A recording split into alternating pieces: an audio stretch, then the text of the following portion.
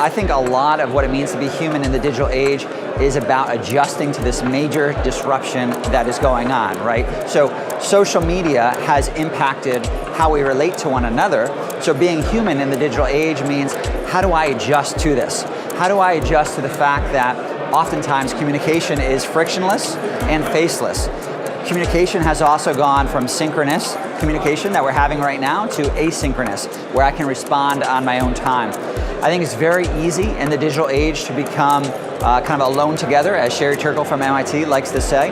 So it's a big battle with saying, how can I use these tools of the digital world, right, of social media, let's say, to maximize my human existence? Because all of humanity is supposed to be about finding more people to hang out with, improving our lives, getting closer, having relationships. And I think that's the struggle that social media in particular has caused and has altered, again, what it means to be human. And I think that's why it's such a hot topic right now, because since everything has been disrupted, it's caused us to reflect and say, what am I missing in the digital age? And I think a lot of people have realized they're missing tactile feel. They're missing kind of in real life experiences, and that's why every type of effect has a counter effect. And we're seeing a lot of movement towards a counterweight towards how we can better balance our life in the digital age.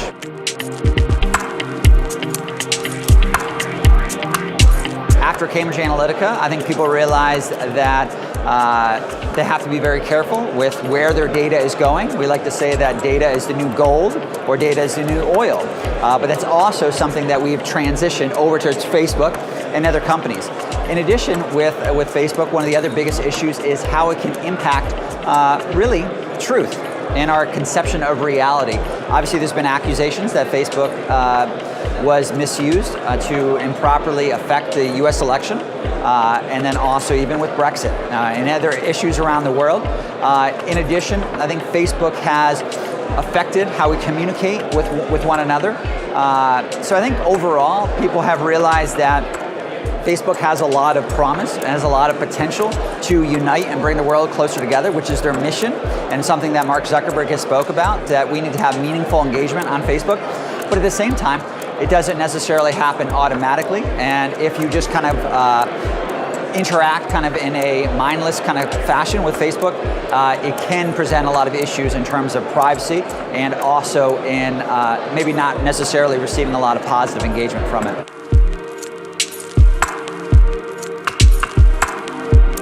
Facebook as a platform does propose like an easy way for people to send money. I know I've sent money through Facebook Messenger with their little $ kind of conversion that they have. So there is the potential for that, right? If Facebook was able to make just a small sliver from every transaction, and it was something that everybody has integrated on their phone anyways, right? They have 2.2 billion members throughout the world. You can imagine that as a major revenue stream. So yeah, I would think that even though cryptocurrency has died down, there is still a lot of potential in the financial transactions, especially when you're talking about international transactions. Whether it's cryptocurrency or not, if they can ease a way where they are shifting money between countries, which is something that right now under normal banking laws takes a couple days, that can be problematic. And I can imagine with a more kind of international economy in the future, people would kind of respond positively to that. That also begs the question that people are obviously going to have to respect the appreciate the privacy concerns that Facebook presents. So as long as they trust Facebook as a platform to protect their data, then I think they would be comfortable with increasing their financial transactions through it.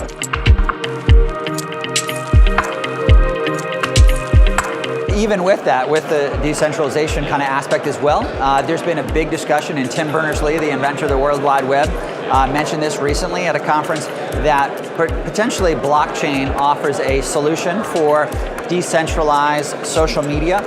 One of the problems that a lot of people talk about is that a lot of the issues that happen with social media happen from the fact that we're so interconnected, that one bad tweet or one message on Facebook can go viral, because social media, as it's currently set up, is set up to go viral because that's what works well for advertising. But we've also seen sometimes the adverse impact from a personal and societal level on when something can go viral, right? So there is a big push towards micro communities and potentially having social media on the blockchain. However, I think what works against that is the network effect. The network effect basically says that you go where your friends are. So if a new network pops up tomorrow and I join it, but then I notice my friends aren't on it, I might say, well, I don't want to just talk to nobody. I want to have my friends here. Therefore, I abandon that platform. And that's why Facebook has crushed really all their competitors. There's always been competitors over the years that have said, we're going to be the new Facebook. That has never worked right now because of the network effect. Facebook has built up such a strong presence. You even see how competitive they've been against Snapchat, being able to copy some of their features that Snapchat had, work that into Instagram, and now also through Facebook, through the Stories feature, and have really been able to go far and above what Snapchat was even doing. But I would say also to kind of continue on with that question, one of the greatest things that I think we need to do is not necessarily look towards tech and emerging tech to improve our lives. We need to say, how can it complement and act as a conduit for it? So I think even if we're talking about Facebook, the interconnectedness of Facebook is amazing for being able to actually bring us closer together and having real like offline experiences.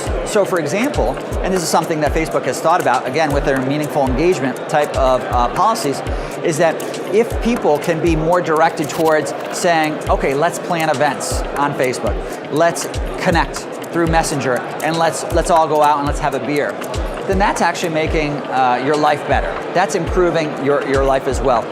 I think what we're realizing is that social media as a medium works extremely well on a weak connection, on interconnecting such a broad range of people, but it does a lousy job, does a terrible job at the depth of communication, right? So social media, great at the broadness of communication and relationships, but it's not doing a good job with the depth. If we can take the broadness of that and actually use it as a conduit for those deeper relationships, right? If I can use that as a stepping stone to actually having those meaningful one-on-one engagements or planning other events, then I think social media does have a very positive kind of impact. So I think that's kind of the next couple of years, not looking for tech to bring us closer together and improve our lives, but using it as a way to actually start those meaningful kind of interactions.